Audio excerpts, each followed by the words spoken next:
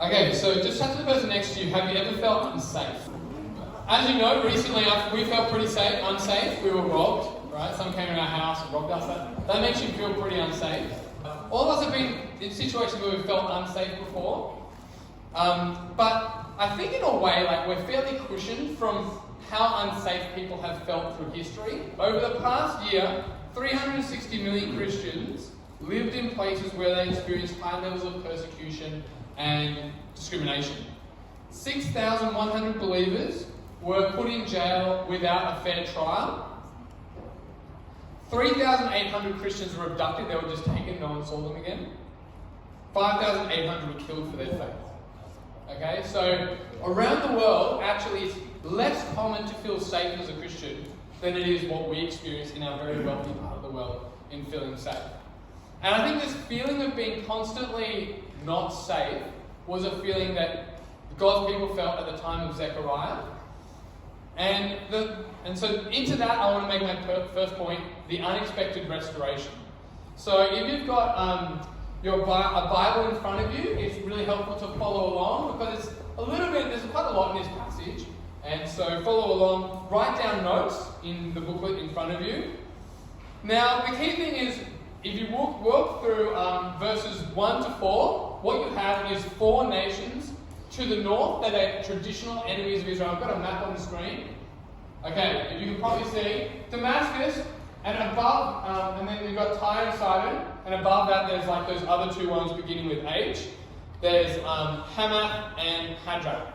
They're enemies of God's people, and God is saying, I'm going to come down and I'm going to destroy those guys. Then you get to verse 5 to 8, and you've got to see those nations down here on the coast: Ashdod, Escalon, Gaza, Ekron. So these are the 4 of the 5 major cities of the Philistines. Can anyone remember any story of the Philistines in the Bible? There's some really big, famous ones that you would learn at kids' church. Can you remember a Philistine doing anything? You were saying? Something about David? Yeah, Goliath, mocking God's people. All the time when the Philistines took the Ark of the Covenant and put it in their temple, right? They were pretty much like Israel's bullies. They really enjoyed bullying and punishing and persecuting God's people. And so God is saying, I'm going to come down and I'm going to destroy all those nations. But then the really interesting thing, is that some of them become God's people in the end. So if you get to verse 6, it says, a mixed people shall dwell in Ashdod, and then it goes on to say, verse 7, it too shall be a remnant for our God. It shall be like a clan in Judah, and Ekron shall be like the Jebusites. And so saying these enemies of God's people are actually going to become God's people at some point, which is crazy. The first thing I want to say in terms of being unexpected, so one, enemies are going to become part of God's people. That's unexpected. Right? Think of the people that you hate most at school, right? Or you have the most trouble with, the teachers you struggle with most. It's like God saying, that person, I'm going to make them a Christian and you're going to be friends again. It's like, it would have been pretty hard to swallow at the time, particularly the Philistines. The second unexpected thing, I think, from this first point is this idea of all of those nations I mentioned that are up on that map, they're all a part of the land that was originally given to Israel. Remember in Genesis, God says, I'm going to give the land to Abraham, Genesis 15. In Joshua, the conquest, I'm going to give you the land. All these nations were a part of it, but unfortunately, God's people didn't take out the enemies when they were meant to do it. And so they're always under threat that those nations are going to attack. And always under threat of their idols, people getting brought away after their idols. And I think one of the key things, why the land? Why is this important for you? Why is it important for those people back then? The idea of land is the idea of rest. Okay? If God gives you the land, it means the enemies are taken out, and that means you have rest from your enemies. And you guys, we live in a non-war-torn country, but just to give you an idea of what this is like, a reporter for National Geographic, I've got a little photo coming up, interviewed a 9-year-old girl named Ruhu who has experienced the war in Syria, who was one of those nations, right? Syria up the north, we saw. The first time the reporter met her, she was opening the door after a dawn military raid on her family home because they were looking for her father, who was a protester. Imagine that, people are doing raids to try and kill your dad. And she knew war so much, she could tell the difference between a mortar sound, a sniper bullet, and an anti-aircraft gun. And they ended up having to leave that country, not only because they were getting attacked and their father was hunted, but also because their daughter developed this hormonal problem. And when they eventually went to another country to find help, turns out that hormonal problem was because she was constantly under stress of the bombs and the sniper bullets and stuff, right? Imagine your anxiety is so high from war that you develop like these hormonal problems and you need to leave the country to get medical assistance. And so they left that country. They were looking for peace from war. I've got another story of an Ethiopian named adolescent Hadigu who experienced war in his African country, but then the war ended, right? And I've got a picture of him being reunited with his daughters for the first time in 16 years. He said, "My suffering has ended. I have met my daughters and kissed them, and poured my tears. So much peace and hope," he said. Now that's fortunate, but that's rare. Not many people got to experience what he got to experience after being in a war-torn country like that.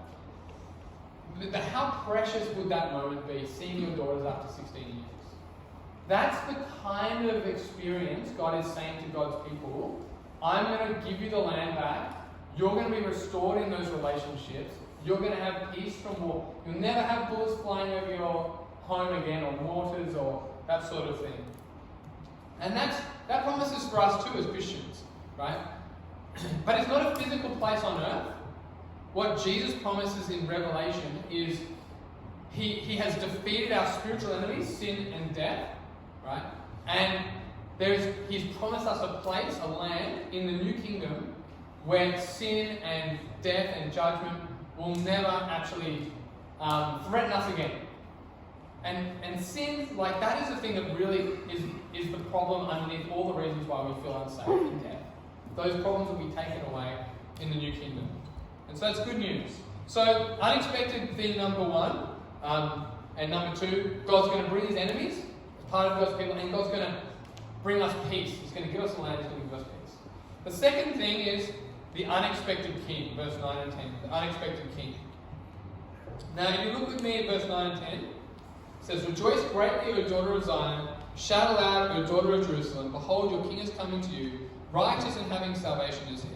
Humble and mounted on a donkey, on a colt, the foal of a donkey."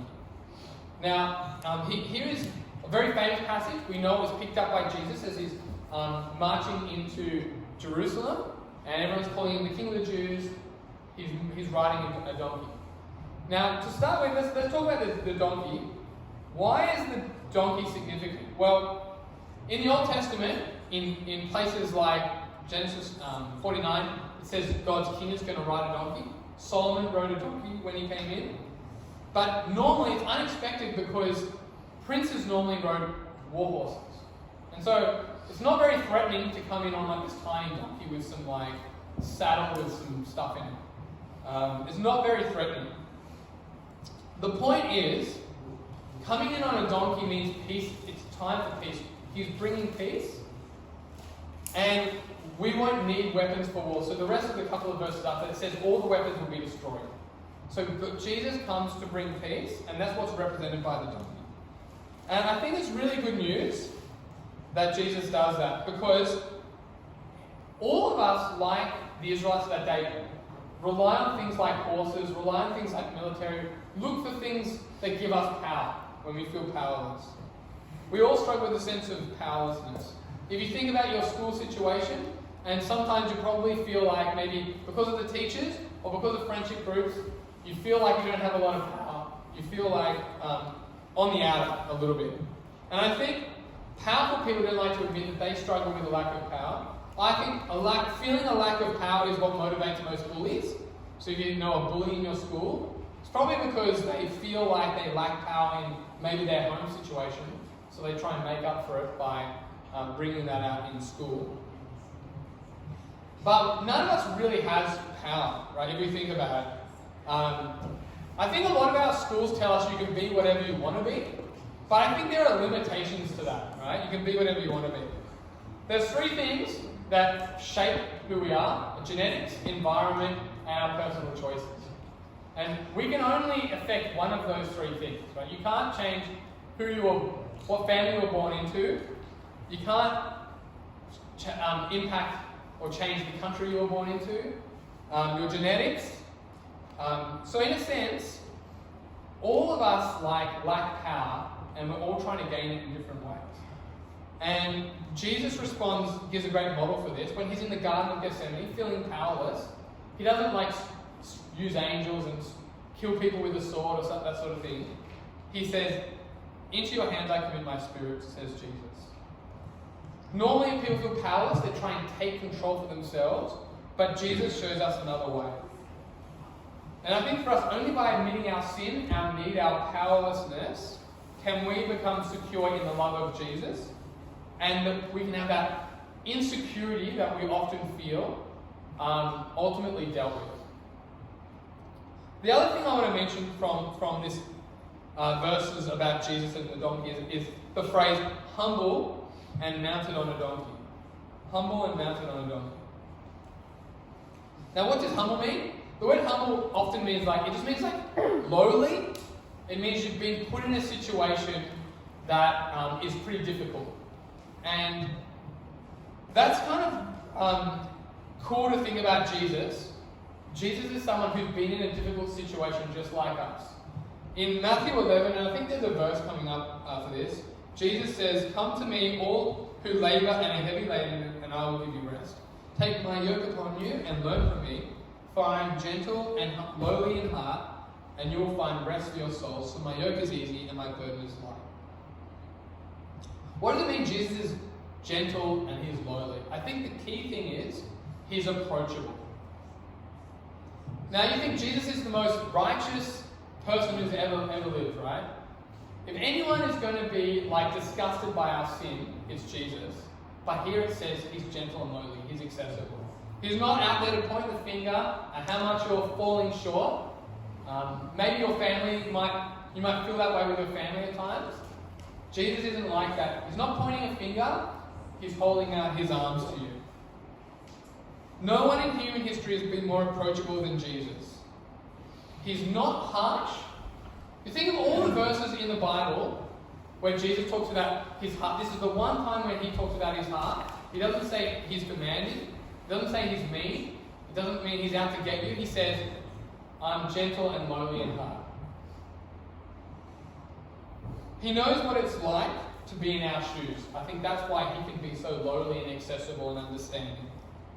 When our relationship goes south, when our feelings of hopelessness come in, when it feels like life is passing us by, when it feels like that one chance to do something significant, maybe with music, maybe with academic, maybe with sport, when that opportunity slips past, when we can't sort out our emotions, when that long-time friend lets us down, when that family member betrays you, when we feel deeply misunderstood, when we're laughed at by people who look like they're more impressive, in short, when the walls just close in on us, and we feel like throwing in the towel, right there, we have a friend who knows exactly what it's like to be downcast like that, who sits close to us, and who embraces us.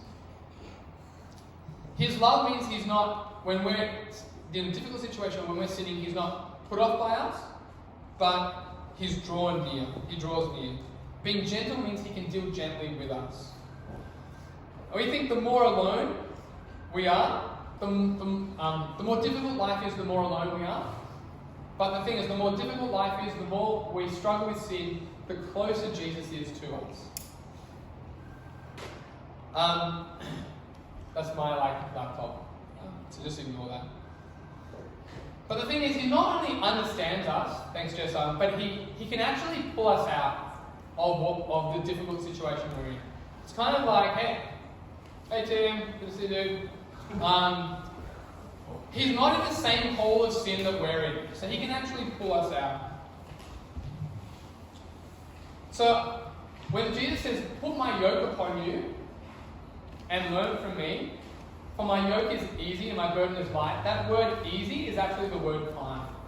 So his yoke, the burden he puts us is actually kindness.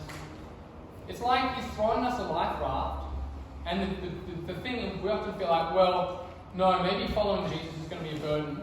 I don't want to be burdened by that life raft. But the life raft that Jesus throws us is the thing that pulls us out of the water. Now you might say, wait, Jesus, you don't understand. I've messed up. I look like I'm a good guy when I come to youth group, but I'm messed up in all sorts of ways. And Jesus is saying, as the approachable, humble guy that rides a donkey, he's saying, I know. Jesus says, you know most of it, surely, but certainly you know more than what others see. But there's like sin in my heart, right deep down, that's hidden from everyone. And then Jesus says to you, I know it all. Well, the thing is, Jesus says, it's just my past. It's not just my past, it's my present too. I'm still doing these things with my friends, or I'm still thinking these things when I'm at home in my own thoughts. And Jesus says, I understand. But we might say, but I don't know if I can break free from these sins that I'm caught in, or my friendship group anytime soon. The burden is heavy and heavier all the time. But Jesus is saying, let me carry it. But you might say, it's too much to bear, Jesus. But Jesus says, it's not too much for me. You don't get it, Jesus. My offenses aren't directed towards others, they're against you. I know in my heart I've been sinning against you. And so Jesus said, but then I'm the one most suited to forgive you. But the more ugliness you discover in me, Jesus, the sooner you'll get fed up with me, just like some of my friends. But what does Jesus say in that verse? Come to me, all who labor and are heavy laden, and I will give you rest. And so here's the promise Jesus holds out for us. You don't have to get rid of your burden or your sin before you come to Jesus. His arms are open. You just need to come to Jesus and let him forgive you. And that's the good news of this humble, gentle king, who promises that one day he's going to restore the world, he's going to give us rest, he's going to give us peace from our enemies. And no one is more willing to forgive you and accept you than Jesus.